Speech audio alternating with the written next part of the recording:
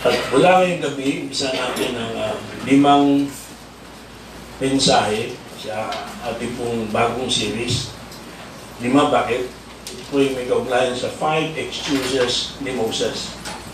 The 5 excuses of Moses series. At umpisahan nga natin ito dito sa verse number 11. Una sa kanyang mga excuses. Parang maliit mo.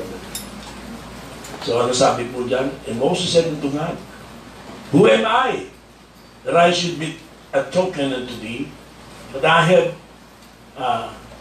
that I should go unto Pharaoh, and that I should bring forth the children of Israel out of Egypt? Who am I? So pwede rin isa ito sa mga Greek questions in the Bible, ano? But in a negative way, no? In a negative way.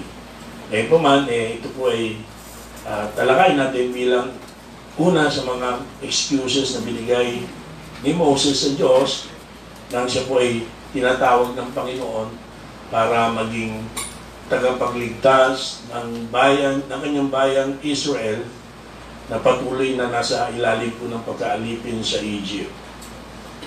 Now, as way of further introduction natin sa ating unang mensahe ito, ano ba ibig sabihin ng Christian? What does it mean to be a Christian? No, medyo, nagtatalo-talo dyan sa social media because of the recently concluded na, o recently na nangyaring eleksyon at may mga nag-post pa na sinasabi na bakit hindi binotos ganito? Yung mga Kristiyano, binigyan kayo ng pagkakataon para ibotos ganito. Bilang dapat ibinoto nyo bilang mga Kristiyano. At nagpo-post pa na we follow our Christian conviction. So sabi ko, how sure are you na Kristiyano yan? Simply because kinlaim niya na Christian siya. In fact, yung iba nag-claim din Kristiyano. Sad to say na ang election sa Pilipinas, I'm not sure sa ibang bansa, it made the believers and the church vulnerable. No, dun sa mga candidates na nakiklaim na Kristiyano sila. At naging eye-opener nga sa akin. Kaya 12 years ago, lumabas nag-appeal sa memory, no? Ang tawag memory sa Facebook. Yung pinost ko na hindi dapat ginagamit ang Diyos para sa political ambition na isang tao.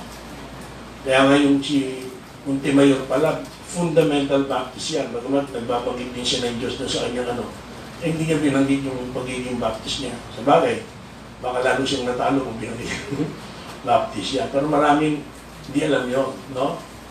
So sabi ko, isa sa issue ay yung extra-biblical revelation. Hindi nung sabi ni Paul sa Corinto, huwag kang nang higit sa nasusulat.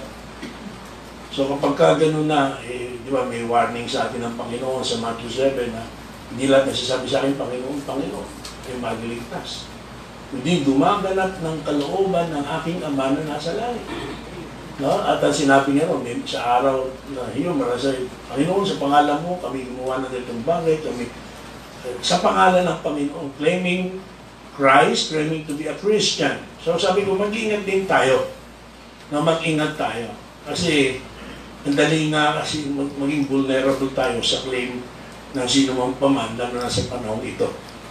Lalo't pa nga nabanggit ko, nagulat ako yung signal sa akin ng kapatid ko na pinuntahan siya ng isang kaibigan niya at yung saan kinuwento nga, di ba, na Thursday na yung kanya kinabibilangang church. Kung saan ang pastor ina-identify na isa sa mga nag-share kay Manny, no? Bagmat Baptist dati yun, pero ang church na di naniniwala sa impyerno. And they don't believe the Bible to be the authority when it comes to faith and practice. In fact, pwede ka mamili at wala yung mga bawal, okay lang maging homosexual ka. Wow, may ganyan po na lumalaganap sa mundo. Kaya dati, ang issue lang natin ay paniwala, ang pag-akala ng mga Katoliko na Christian sila. At kiniklaim pa nga Pilipinas bilang the only Christian nation, no, sa Asia ba o Southeast Asia. Pero you know that Philippines is not a Christian country. It is predominantly a Catholic country. Bigay sa akin yung statistics, 60 million ang Catholic sa population natin. Second, ay Muslim na pinakamarami. Pangatlo ay yung mix of some Protestant church. At nasa mga, halos nasa uli lang tayo, mga Baptist.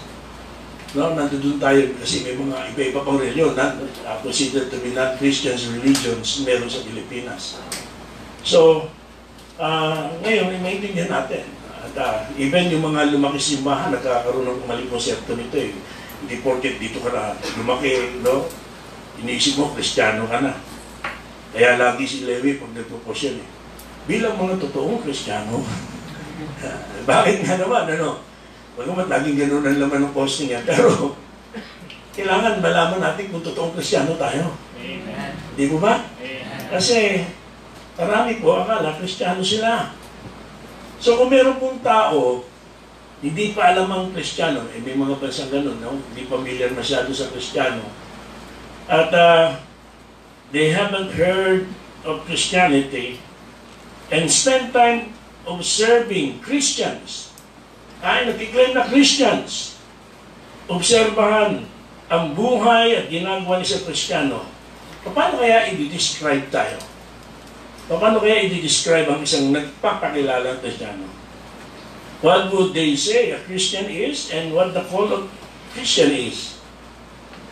So maybe they would say Christians are called to go to church meetings, some once or twice a week. Christians are called to give money in offering plates, offering bags, and sing a few songs. Ito pwedeng maging kanilang observation siguro, no? Christians are called to listen to some guy standing up front and explaining the meaning of the book that they call Bible. Christians are called to hope someday for a place called heaven. Bagamat na iba, di na rin po masyado pinapangaral ng bagay na yan. At sa ibang simbahan, sa Amerika, no? Kalungkot nga, kaya may mga party ng Amerika na kung saan baksak ang church. 12 lang ang ma-attend, patatanda pa. Bakit? Eh, nung nagpunta ako ron, sa Georgia, West Virginia, sa Tennessee, South Carolina, North Carolina, hindi naman lahat, pero yung mga simbahan that used to be packed with people. Eh, kakalog-kalog, carpeted, laki ng simbahan, the aircon, 12, matatanda pa. No, ang young people nila, 60 years old. So yung mga nagdadrive siya, namatay na pala yung mga naging leader namin, si Weishaupt, si O'Neill, mga naging malapit sa akin yung mag-asawa, si O'Neill, tsaka yung asawa niya, si Mamboni. The point is this, mas maraming yung preaching, sabihin siya, 10 minutes. Special number ka pa, magte-testimony ka pa sa 10 minutes. Pag lumampas ka na ron, ikakalabitin ka na ng leader. May isa pa nga, sumobra, isang Pilipino ro yun, sumobra sa preaching. Tapos nag-amen na yung leader. Akala niya, amen, ginaganahan. Di humaba yung preaching. Nag-amen na. So, binulungan ng leader yung isang Pilipino. Speak in your language and tell him his overtime. He should stop. But pretend to be that you're just saying amen. So tumayo yung Pilipinas, tigil ka na raw, Brad. Lampas ka na sa oras. Kasi gano'n sila, may mga simbahan na iiwanan ka pag umaba na. Pero ang dami na oras sa pagkain. Masarap pumunta naman doon, no? After service, lagi may pagkain. Lahat ng service may pagkain, may handaan. Pinagandaan pa nga nila ako ng bilang Pilipino, nag-research sila sa YouTube, gumawa sila ng adobo, at nagsaing sila para sa akin. Na-appreciate mo. But more time. At di ba, yan sabi, yan lang ang vision ng mga Baptist. Kaya makita nila, ano ba yung mga Christians? Christians like to have lots of dinners together. Lots of eating together. Mapapansin ba nila, makikita ba nila that we are primarily called by God to glorify God to worship and serve God, to praise Him, and to win souls. To win the lost. Yung huli kinata natin?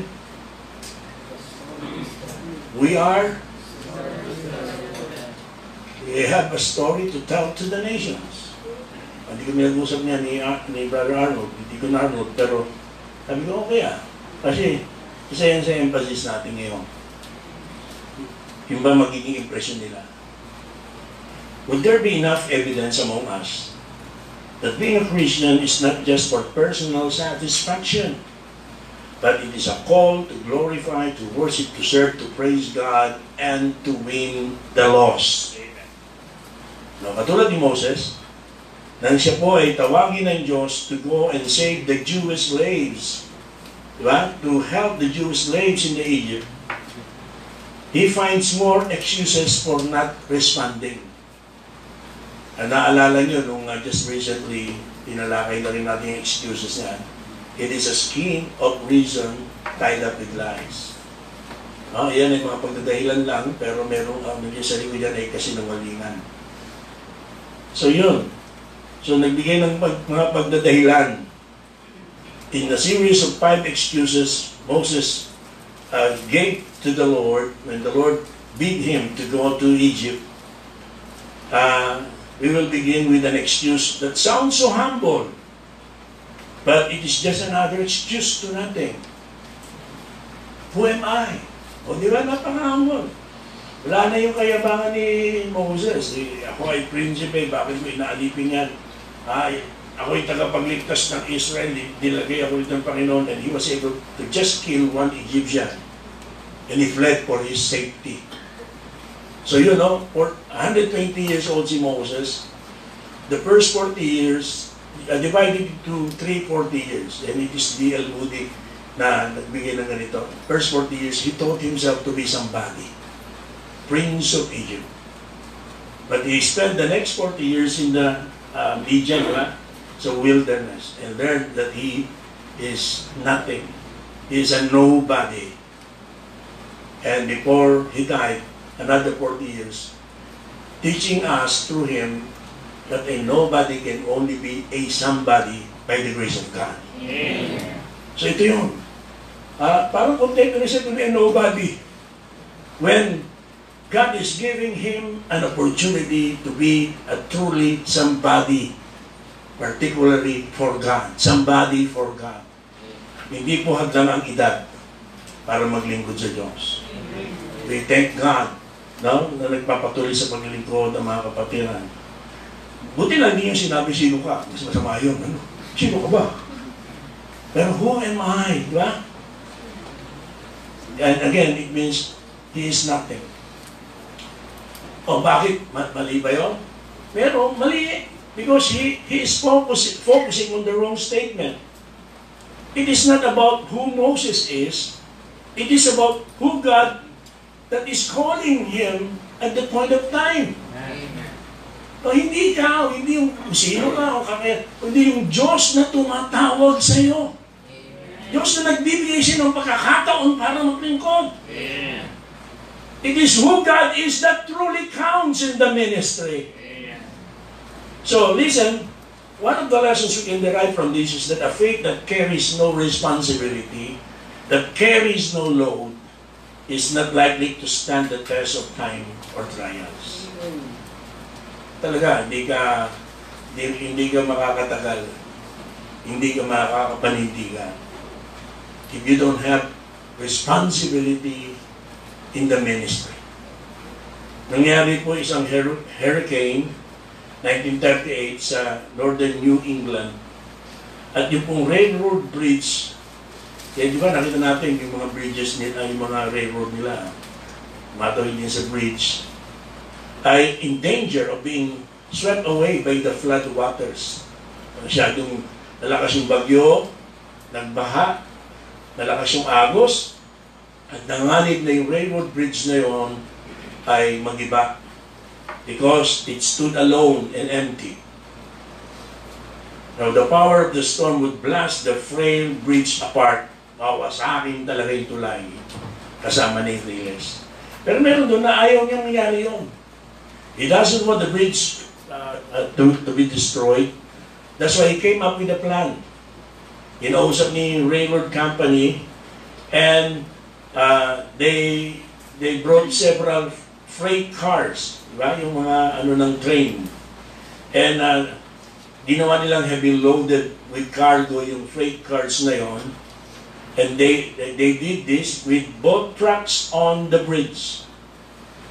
You know what happened? Tumama ngayong malakas na bagyo. Pero dahil sa may kargang mabigat na trucks, na freight cars, yung bridge, hindi siya natangay ng bagyo. Hindi siya nawasak. Hello? Yeah. Na-preserve siya. Nakikinig. Yeah. The only way it was impaired was when it carried no load. Delikado siya dahil wala siyang pasan, wala siyang load. So the burden upon it actually kept it standing during the storm. And listen mga kapatid, he who carries the weight of serving God, of worshiping God, glorifying God, as well as winning the lost. Okay? Merong weight on his heart. Those are the people that will not be destroyed by the greatest storms of life. Yan po, di ba, kung talagang malasakit ka, lalo sa pamilya mo, kahit na down ka na, gusto mo na sumuko, isasaala-ala mo sila eh. No? Paano na yung paano pa sila dadala sa Panginoon? Di ba? Lalo kung mahirapan sila dali sa Panginoon, yung credibility ko, yung testimony ko. Nakuha nyo? Amen. So kung meron ka talaga, una, you love the Lord, bakit mo ipagpapalit ang Panginoon sa mga taong ito? Kung nagtisod man ako sa karanasan ito, napakabuti ng Diyos sa atin. Hindi man sila pinaglilingkuran natin. You see? So, yung load na yun, ang makakatulong sa atin para hindi tayo matangay ng anumang bagyo sa buhay at sa ministry. Again, Moses had spent 40 years living a simple shepherd's life. Nakapag-asawa na siya, kontento na siya, living a comfortable life at 80 years old, and perhaps he was looking forward to retirement. Pero sa punto na yung kanyang buhay, imagine niyo, doon pa dumating ang Diyos and puts a fresh call on his life, a call to save others, his fellow Jewish people, a call to obey God by doing so, to serve God and to rescue his fellow Jewish people patuloy na slave sa Egypt. Pero Moses is ready with excuses. And again, it seemed reasonable to him. Listen, but they were unacceptable to God. We often use the same excuses. Nakita po natin ito sa pagtakbo ng sharing ito. And God persists just as He did with Moses. Hindi tinatanggap ng Diyos yung mga excuses na binibigay natin. Moses discovered that there is no time in life. Come on. There is no time in life when we are free from the responsibility. Wala akong oras sa buhay na tayo ay malaya na sa pananagutan to serve God, to obey God, to live for God, to worship God, to do the will of God, and to save the lost. To win the lost, rather.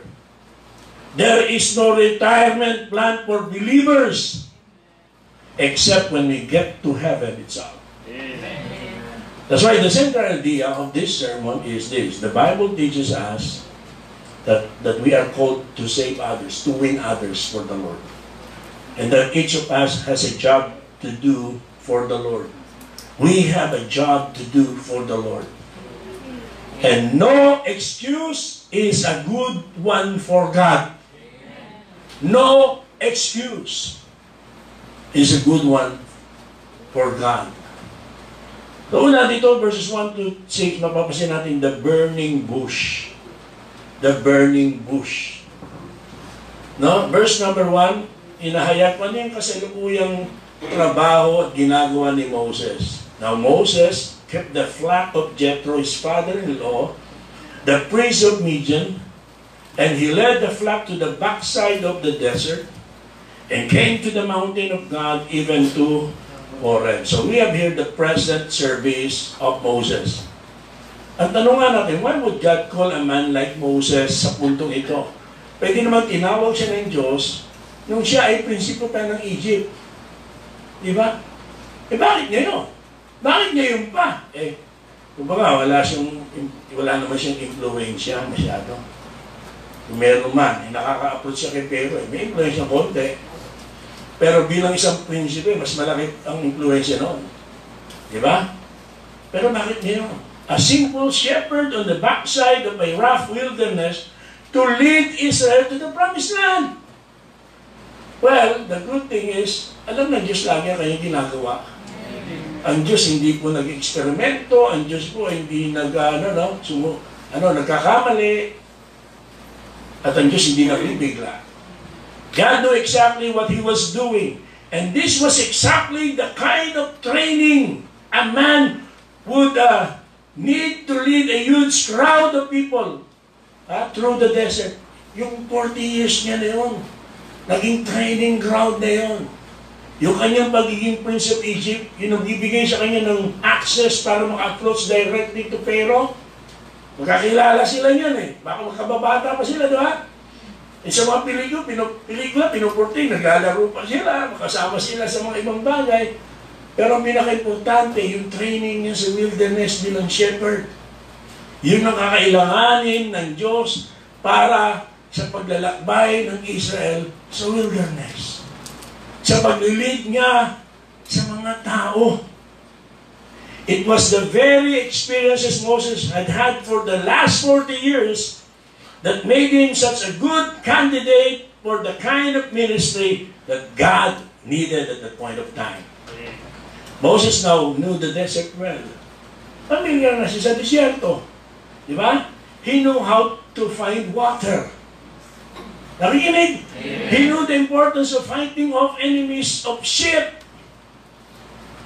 Marami siyang alam na sa ilang sa disyerto. It was his active present service, listen, that qualified him for the ministry God was looking for.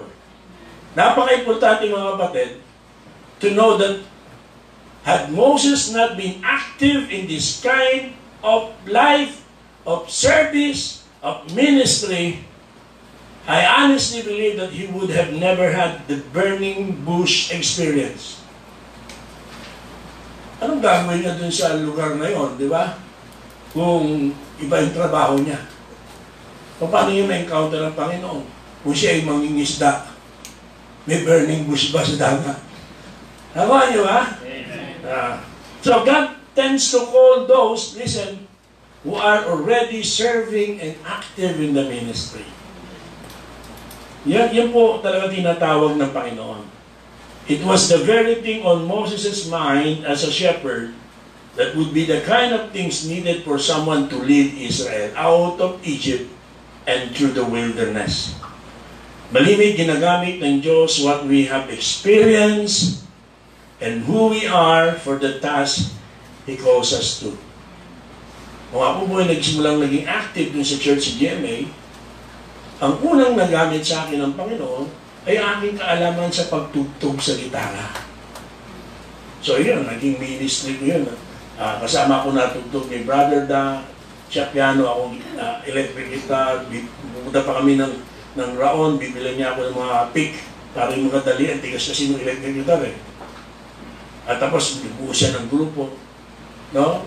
What is aside to God be the glory, member ako ng choir, member ako ng choral group, tabernacle.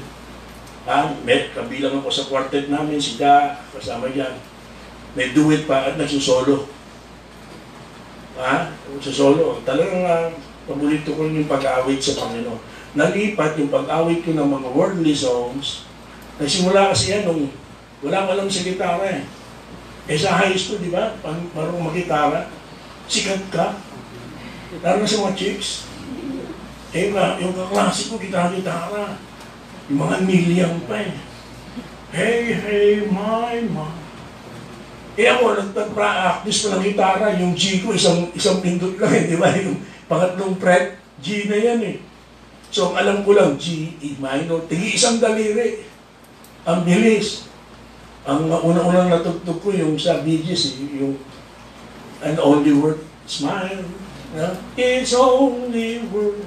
Aba, inisulto ko, sabi, mamalimos ka na lang. Gusto ko ang pasin ng gitara eh. Pero iba, magdamag ako na nag-gitara hanggang nagkulay birthday mga daliri ko. And I returned with a vengeance. Natuto ako mag-gitara. At yun nang ginamit. Napunta ako sa Cavite, wala sila masyadong gitarista. Nagamit yun. So nakita natin si Dale, yung kanyang kakayanan, nagagamit ng Panginoon. No? Iba sa inyo ganun din. Kanya-kanya. Yung ating karanasan ay yun ang hinahanap ng Diyos at gagamitin para sa ministry. Ha?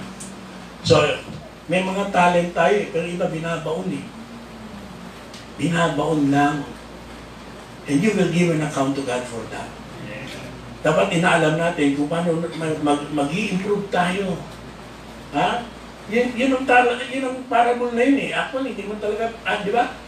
Una, pera yun. Pangalawa, stewardship yun. Tsaka talent. Dapat nagagamit yan. Dahil kailangan yan sa ministry. At dapat ginagamit ngayon. Why? It was Moses' present service that qualified him for the task God had for him. So, in verses 2 to 4, tinuloy po, and the angel of the Lord appeared unto him in a flame of fire out of the midst of a bush. He looked, and behold, the bush burned with fire, and the bush was not consumed. And Moses said, I will now turn aside and see this great sight, why the bush is not burned. And when the Lord saw that he turned aside to see, God called unto him out of the midst of the bush and said, Moses, Moses. And he said, here am I. Here we have the personal selection. Nakita natin yung kanyang present service, but the personal selection para kay Moses. Ang panawagan po ay involved po nito using that something that was both familiar and yet different. Ginamit yung isang pamilyar para kay Moses, pero kakaiba. Ano po ibig sabihin? Pamilyar na po sa disyerto na may nasusunog na bush. Sa init yan eh. Di ba? Pamilyar po yan. Kaya nga nagkakaroon ng tawag yan, yung fire, forest fire, di ba? Kasi pag tuyong-tuyo yan, sa init, nasusunog yan. Pamilyar yun. So, isang pamilyar. This is not the first time nakita siyang nasusunog na bush. Hindi bush ha. Iba yung bush yung sa kanya na. So, pero, this is different. Bakit? Hindi nakukonsume, nag-aapoy, pero hindi nasusunog, no? Hindi na, ang tawag doon, naaabo. Hindi nakukonsume. Nakuha niya. Amen. Hindi nakukonsume. So, familiar, pero different. At kung si Moses ay hindi actively busy shepherding at that time, he would not have seen this scene. So God counted on his present service to make this opportunity available. Alam ng Diyos, sa araw na yon, nandoon si Moses. Kaya nakahanda na ang Diyos para kunin yung kanyang atensyon. Nawa alam ng Panginoon, alam ng Panginoon talaga, sorry. Nawa ay ganoon din, no? Na sa ating parte, masabi natin, nasa gawain tayo sa oras na may gawain. Nasa church tayo sa oras na may pananambahan. Nandun tayo sa oras na mayroong ministry kung saan involved tayo. No? At hindi alam naman, again, alam ng Panginoon, pero hindi yung magpapabaya tayo. So God knows that Moses will be available at the very moment. At Moses is called by a method understandable to him. Sa pamarang naintindihan ni Moses. When God calls, He makes the call very personal. And in a way we can and will understand. Yung curiosity po ni Moses was stirred by this strange sight, and God did have His attention. Every time you attend the church, every time you read the Bible, at anumang mga encounter mo, did God get your attention? Did God get your attention? Sometimes, kailangan pa tayong dumaan sa, di ba, sa disiplina, sa problema, para lang makakuha ng Diyos yung attention natin eh. No? Gaya nung may nagagawa ng tawag dun sa elite sa taas na isang, hindi naman kataas ang building, pero may panganib na dahil sinasampa nila siya ibabaw nung building. Mahulog o may mga ibang bagay na mahulog. Eh merong tao sa baba na hindi niya alam may nangyayari doon sa taas. Kaya ginagawa ng mga nagagawa sa taas, sinasabi sa kanya, alis ka dyan! Alis ka dyan! Na hindi niya narinig, mataas eh. Kahit pa kumuha ng telescope, alis ka dyan. Dumabi. Ibang kwento, ibang joke. So, ginawa nung isa sa mga nagtatrabaho sa taas, kumuha ng medyo malaking bato at inasinta. Busy sa panonood sa paligid, pagte-text, pakikinig ng music, halo-halo na hindi makuha yung atensyon nung nasa taas. Eh, ginawa ng bato at inasinta siya. Wow, bullseye! Sapul sa ulo, aray! Nagkabukol pa ata ng konti. But that's enough para tumingala. At sinabi, natakot. Nakita niya, may panganib. Kaya lumayo siya. Minsan tayo para makuha lang na atensyon ng Diyos, kailangan pa tayo magkabukol sa ulo. No? Kaya dapat daily, as we read the Word of God, as we pray to God, and mga experiences natin, and every time we attend the church and listen to the Word of God, nakukuha ba ng Diyos yung ating atensyon? O kailangan pa tayong batuhin para matuto tayong tumingala? Isa sa paborito ko yung awit niya. Sometimes we have to be knocked down to make us look upward. No? Sometimes kailangan i-knock down pa tayo eh. Para lamang tayo matutong tumingala. So, the personal selection is what we have here. At ginamit ng Diyos yung familiar and yet different na method para makuha yung kanya atensyon. And then in verses 5 to 6, may problema. Yung sandals. The problem sandals. And he said, draw not nigh hither, put off thy shoes from off thy feet, for the place whereon thou standest is holy ground. Moreover, he said, I am the God of thy father, the God of Abraham, the God of Isaac, and the God of Jacob.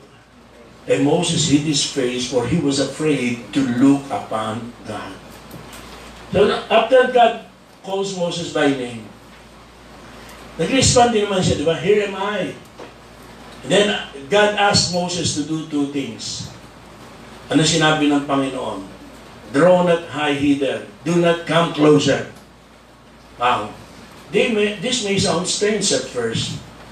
Pero hindi pa kasi ready si Moses for a full encounter with God at this point. Natakot na siya. He's not yet ready. And later, God meets him face to face. Dahil sabi ng Bible, face to face. Hindi online, face to face. Of course, alam natin, hindi literal na face to face. Kasi, di ba, he wanted to see God, di ba, God's glory. Sabi, hindi pwede. Kasi mamamatay ka. Hindi pwedeng makita yung kaluwalhati ng Panginoon directly at hindi kakayanin na makasalanan ang katawan natin. Kung paano hindi tayo pwedeng makalapit sa araw at talaga mamamatay tayo. Mas matindi ang glory ng Panginoon kaysa sa araw. So hindi pwede. Pero hindi yung sinabi natin face-to-face, ibig sabihin more intimate, closer than this one. And God does not draw us in any farther than what we are ready for at the moment. So hindi naman automatic agad, pastor ka, hindi automatic agad, ganito. Diba? Kung ano yung ready pa lang tayo. Kung bago pang mananampalataya, kaya itong mga batang ito. So doon, inumpisa na silang tinatawag ng Panginoon. Kumakanta-kanta na sa choir. Amen. Nag-a-assist na sa DBS. Amen. So, yan di magiging na. Malay mo, ikaw yung maging soloista natin dito. Diba? Mga awit, nag-iisa ka lang dito, soloista ka. Ako nag-iisa ka dito, hindi yun. Malay mo, kayo yung maging Sunday school teacher, balang araw. Nasa may teacher charm. Amen. Tapos, Teacher Shente. Superintendent Marian. Superintendent. Amen. Tapos atawagin, Pastor Justin. Deacon Yobyo. Woo! Mukhang mamagsik na deacon to Amen. Tapos sasabihin, Pastor Snipe, yung alam mo. Ginagamit ng Diyos. Sige ng mga paraan. Pero, unti-unti. Diba? So sabi ng Panginoon, pangalawa, do not come closer. Pangalawa, take off your shoes, your sandals. Yung shoes nila nun, sandals hindi mo, ano kaya tatak ng shoes nun? Nike, Adidas? No, sandals yun. Umintindihan natin. Okay, yun lang yung translation ng King James. For the place you are standing on is a holy ground. Bakit sinabi ng Panginoon, take off your sandals? You see, God wanted no man-made barriers between Moses and his contact with God. He wanted direct contact with Moses, and thus the sandals had to be removed. Another thing, yung time na yun, kapag slave ka, you have to remove your sandals when in the presence of your master. So, that's the message there. You're facing the master of all masters, the Lord of all lords, the King of all kings. You must remove your sandals. It represents accepting the role of being a servant. Accepting the role of being a servant. Sabagay, iba hindi na nasusunod yung costume na yan. Pero marami sa amin, sanay pa rin, di ba? Pag may mga paso punta, sila hari punta sa amin, huwag mo na hubarin kasi nga, madumi ho maghubad pa ng sapatos.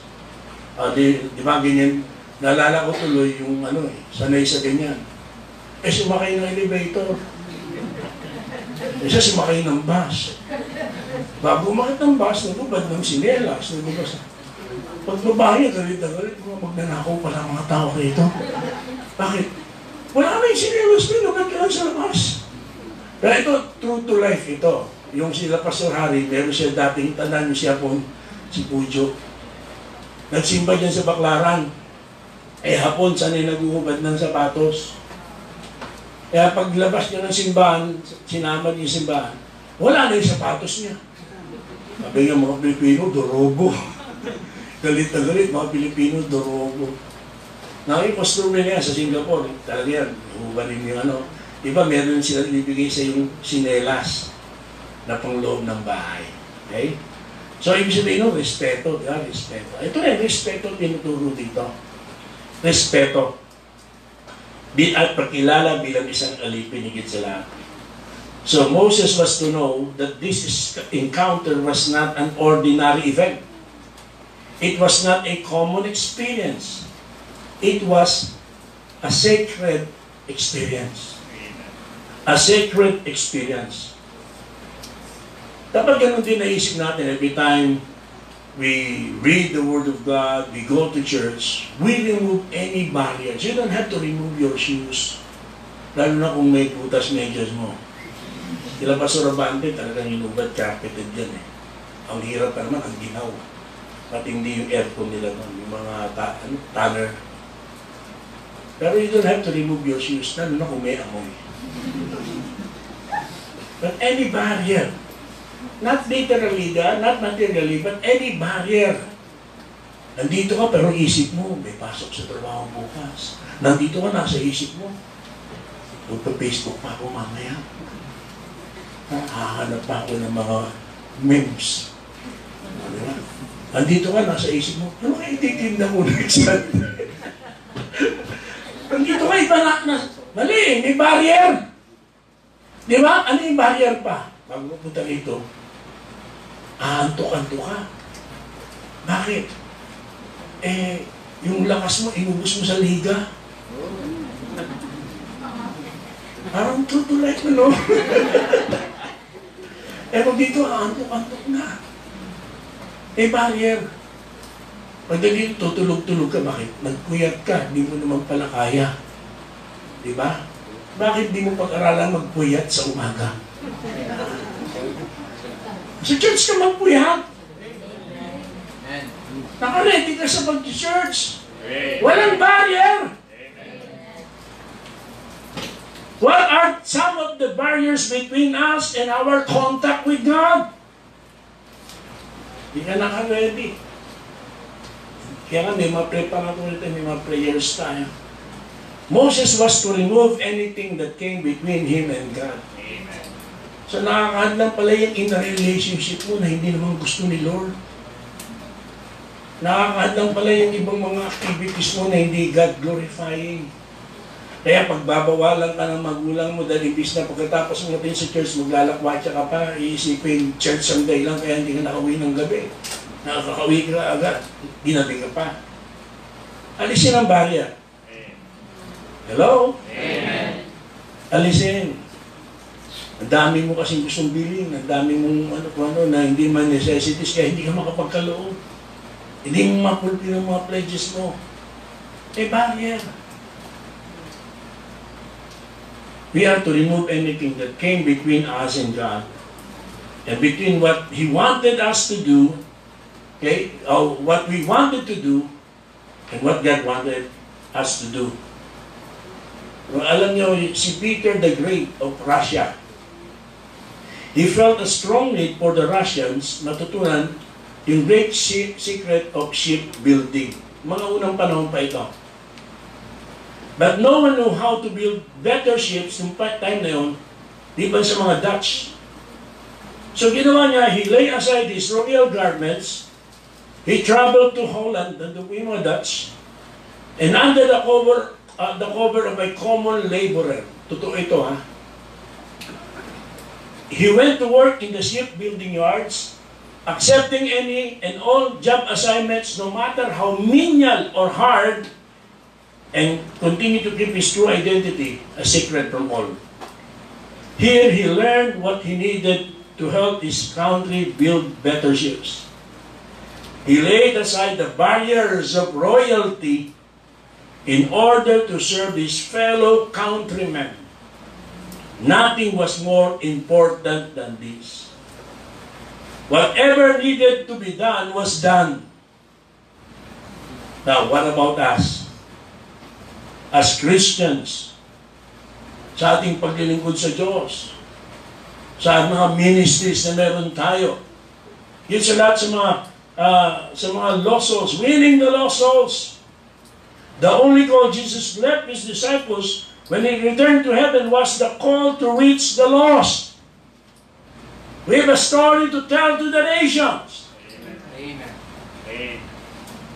But what do we need to lay aside for us to be able to fulfill that? So when God calls us to do something, do we take off our sandals, our man-made barriers? Now, as we continue with verses 7 to 10, we have here the beckoning burden.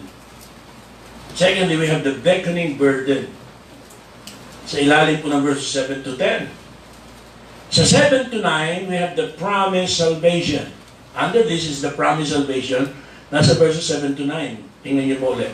And the Lord said, I have surely seen the affliction of my people, which are in Egypt, and have heard their cry by reason of their taskmasters, for I know their sorrows. And I come down to deliver them out of the hand of Egyptians, and to bring them up out of that land unto a good land and a large, unto a land flowing with milk and honey, unto the place of the Canaanites, and the Hittites, and the Amorites, and the Perizzites, and the Hivites, and the Jebusites. Now therefore, verse 9, behold, the cry of the children of Israel is come unto me, and I have also seen the oppression wherewith the Egyptians oppressed them.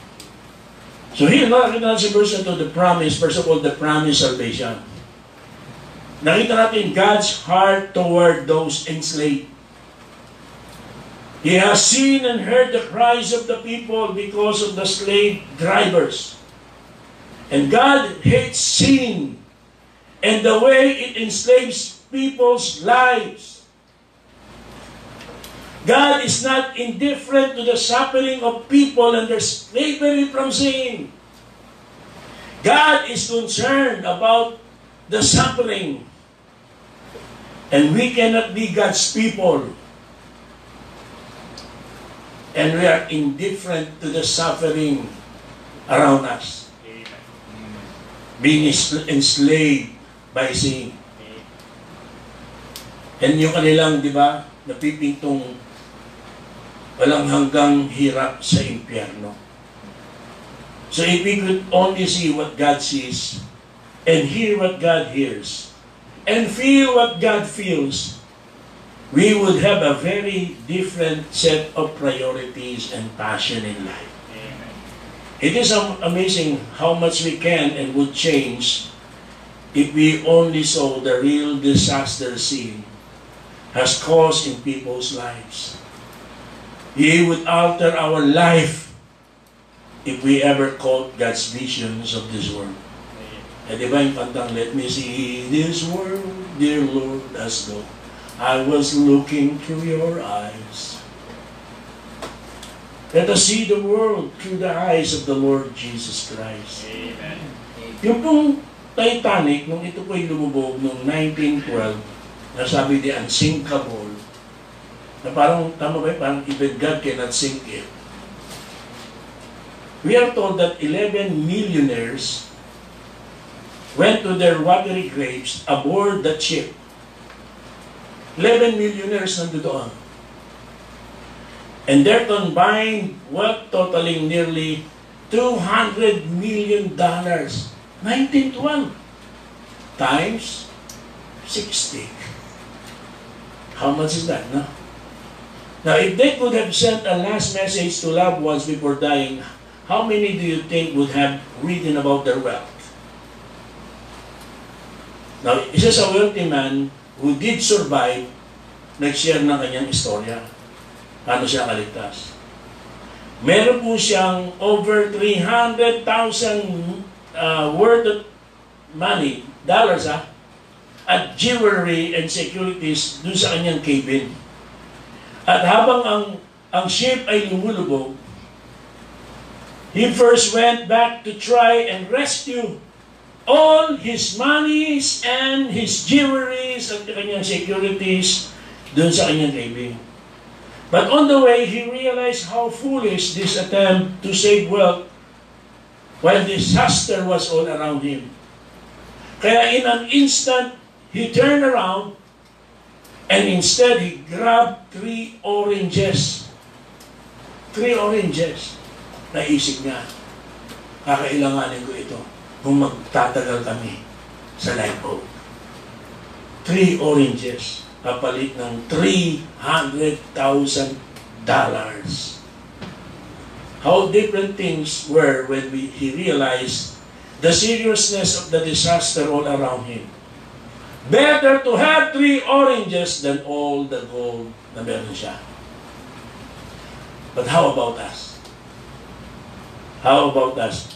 Is it really as important to do and get all the things we are presently working on than the neighbor, friend, co-owner, or family member that is lost in sin, and anytime pwedeng mamatay, and they will spend their eternity in hell. Mas importante pa ba yan? So notice God's concern here. He says, I have come down to rescue them. I have come down to rescue them, sabi ng Panginoon. And this is precisely what God does in Christ. Diba? He left the splendor of heaven. He came down here. At He died on the cross.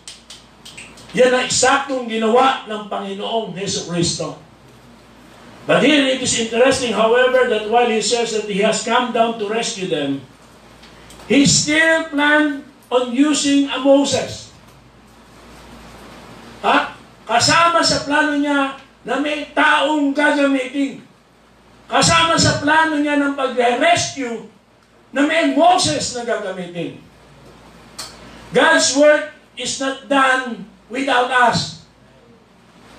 He could have sent angels, mga kapatid. And the angels, I'm so sure, will immediately and instantly do His bidding. Obey His commands. But in His plan, it is us. Yung mga nagsasabing totoong Kristiyano, mga mananampalataya, ang gawain ng Panginoon ay sa pamagitan natin. Ang pag-aakay ng kaluluwa ay kasama, ang pagliligtas niya at pag-aakay ng kaluluwa ay kasama tayo sa gawain, sa programa. And God's plans are for good. Tama ba? Amen. God's plans are for blessing. Nandun sa verse number 8, I am come down to deliver them out of the hand of the Egyptians and to bring them out of that land unto a good land and a large, unto a land flowing with milk and honey. So God delights in saving and blessing His people. And this alone, di ba, can be a motivation to want to see others blessed as we are. So God reiterates the fact that He has heard their cries, the prayer of those who are hurting, and God again hates band-aids. Now look at verse number 10, the plan secured. Come now, therefore, and I will send thee unto Pharaoh, that thou mayest bring forth my people, the children of Israel, out of Egypt. So now go, sabi ng Panginoon, I'm sending you. But God had just said He had come down to rescue them. Then why this, I am sending you? Well, God does the work. Again, it is through human agency that He often does it. God makes us part of the plan. Isn't that great? Isn't that wonderful? Amen. Sa atin, tayo, pwede naman angel. But God, by His goodness, makes us part of the plan. Amen. To reach the lost, to win them for Christ, Amen. for them to be saved. Amen. God had a plan, and He had a man. His plan needs a man. Moses would have to catch the heart of God here to carry this plan off. Moses would have to understand the priority God placed on saving people that are enslaved in order to stand up to the pressure. Nothing was more important to God than saving people from slavery, and this is still true. Burning bush but not consumed. Tatlo mensahe. Una, ang Diyos hindi maubos ang kanyang kapangyarihan. Ang Diyos hindi maubos ang kanyang kahabangan. Ang Diyos hindi maubos ang kanyang biyaya. Ang Diyos hindi maubos yung kanyang pagliligtas.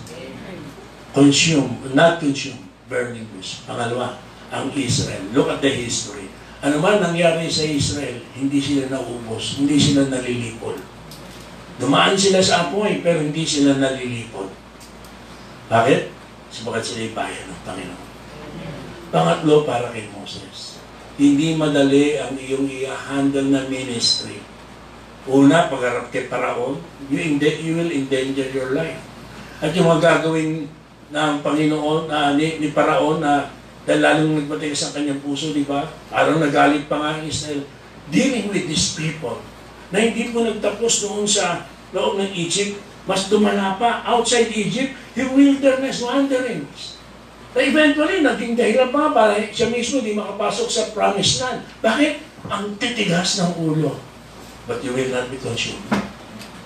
Moses, you will not be consumed. Not because of your own strength, but the God na hindi nakukonsume ang strength ang magbibigay sa iyo ng kakayanan. He was able to bring the people at the brink of the promised land. And it is not the part of God's plan. Pinanindigan din ng Diyos na hindi siya papasukin. Pero he was able to endure all those 40 years. Like stubbornness and rebellions ng Israel. Bakit? He was not consumed. Ang Diyos, sabi, when He do the calling, He will provide the enabling. Amen. Siya rin magbibigay sa atin ng kakayanan. Amen. Siya rin magbibigay sa atin ng kakayanan. So, yun, pakatandaan natin. Secured plan ito. No? Secured plan. God would use Moses to accomplish this task because Moses knew what it was like to be willing to lay down his life for sheep. And only this kind of priority can destroy the enemy's plans. Only this kind of passion and sacrifice. Now let me now close sa pangatlo in verses 11 to 12. The bad brush off. Nakita natin, okay, dun sa unang verses natin, 3, verse 1 is the burning bush, and then the beckoning burden, verses 7 to 10, 11 to 12, the bad brush off. Verse 11, ito natin personal struggle, the personal struggle in Moses. And Moses said unto God, Who am I that I should go unto Pharaoh, and that I should bring forth the people of Israel out of Egypt? You see, everything was all set. God had the plan. God had the man. God made the call. Now the response. What? Who am I? What a response. Ang Diyos na nagplano. Ang Diyos ang tumawag. Ang Diyos ang nagpahayag ng, diba, mga kanyang kalooban, pagliligtas, at sandadalin, ano yung mangyayari, siguradong plano. Pero ang tugon, sino ako? So here, Moses reveals a man who had nearly had a nervous breakdown and was too burnt out to respond in a positive way. This is a very different Moses than 40 years earlier. That Moses 40 years earlier was arrogant. Now he was at the opposite extreme. Either extreme spiritual pride or excessive humility damages the work of God. Moses obviously wasn't listening closely. Hindi talaga nakikinig. Nakikinig ba kayo? Yeah. God didn't say Moses that Moses had to do it all. Who am I? That I should go to Pharaoh and bring the Israelites out of Egypt. God had promised to do it through Moses. It is God will do it, but He will only do it through Moses. Moses only saw the work it required of him. Hindi niya po nakikita yung God's power at work. That's why excessive humility overly focuses on self. It is therefore no better than pride, which does the same thing. Both focuses on self. Moses was pouting here, acting like a failure. And this is not the kind of man that God can use to inspire faith in others. Nalala niyo itong kwentong ito, nakwento ko na ito, si Martin Luther. Nakaranas siya ng gloomy period isang beses sa kanyang buhay. And he was in such a state of gloom and doom that his beloved wife, si Kate, nagpa siyang turuan siya ng leksyon. Lest he discourage the rest of the saints and the church and the saints na nag-look up to him for leadership. So ginawa nung asawa ni Martin Luther, nagsuot ng itim na damit. Black widow's garments sa araw-araw. At siya ay nagmamarcha sa bahay as if in mourning a death. Parang namatayan. When Luther saw this, he asked her, "Who is dead? That you are wearing mourning clothes?" Sino ba namatay? Bakit nakapang-burol ka? Diba? Ngayon, nakapang-burol. Pag ikaw nakapang-burol ka. Sabi ni Kate, yung asawa ni Martin Luther, nakikinig pa kayo? Amen. God is dead. Nasyak si Luther. Sabi niya, don't talk so foolish, woman. Nagalit siya. To which, sabi ng babae, well, my dear doctor, you are so downhearted that I concluded God must be dead. And so I put on my mourning apparel. And immediately Luther realized what message his wife was trying to get across.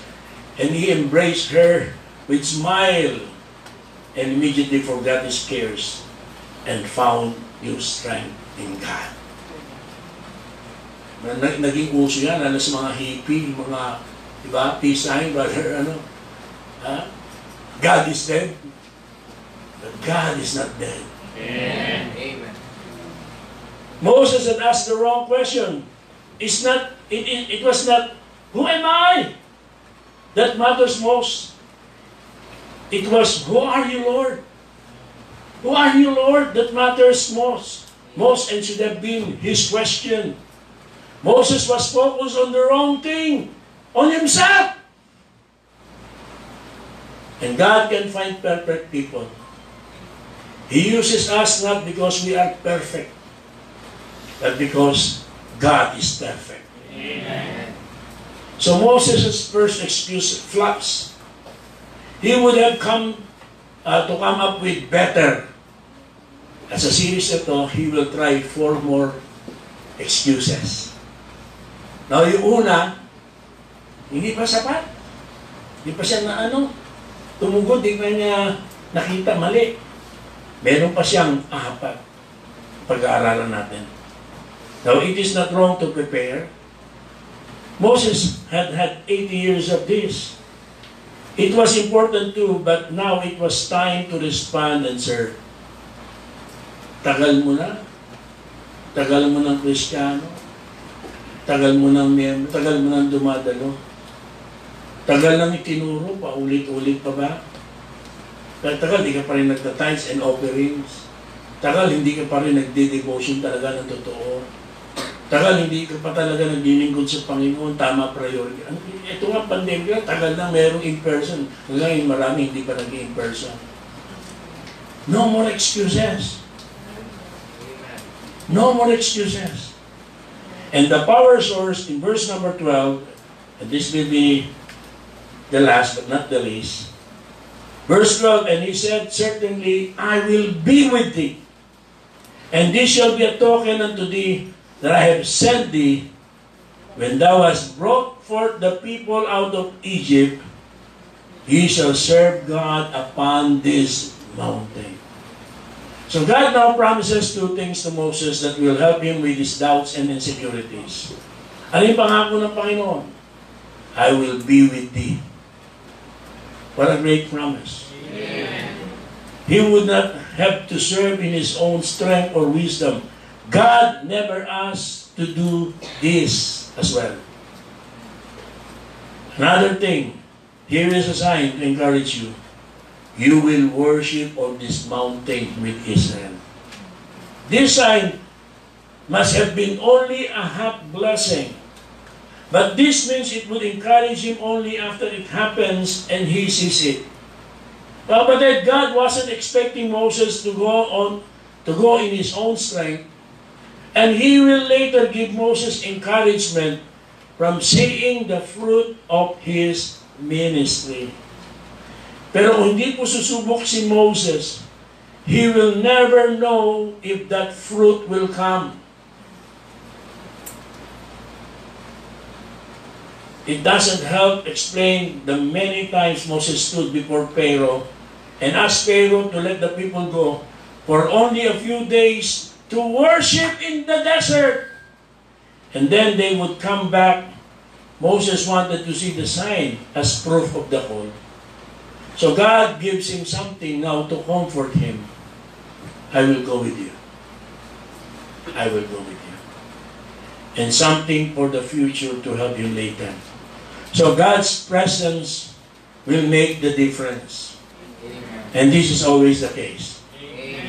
This is always the case. God's presence will make the difference. Now, God is trying to encourage Moses that ministry will be a success when they worship on this mountain, and it will give testimony to that promise.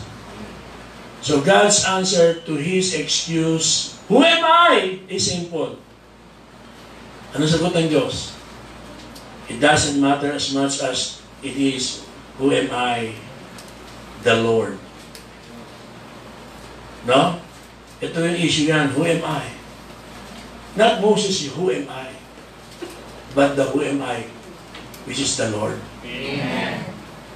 There is no excuse for refusal to obey God, to serve God, and to rescue hurting, lost people. Let me now conclude. Okay ba? Amen. Like many Christians today, Moses was reluctant to obey God's call on his life. Ganun ang iba sa atin eh. Baka ikaw yun. Baka ganito ka. Reluctant to obey God's call on your life. When called by God to lead Israel, ready na siya with an excuse. Instead of being ready to obey God. Ang problema natin, di ba? Nag-research tayo, nakikinig tayo ng preaching, nagbabasa tayo ng Bible, instead of being ready to obey God, ready to trust God. At saan tayo ready? Ready tayo sa mga excuses. And ang excuse natin may sounds humble, but it was the wrong question to ask. Again, instead of who am I, he should have focused on who is God. Amen. Moses' excuse was based on false humility. He wasn't useless with God's call and power. When God calls, the only thing we need to do is to obey. Amen. Obey! Amen. It isn't who you are that matters most as much as it is who He is again. Amen. God always enables those He calls. Thus, no excuse is adequate. Amen. This is God's message. Nawa ay naging pagpapala po sa ating lahat.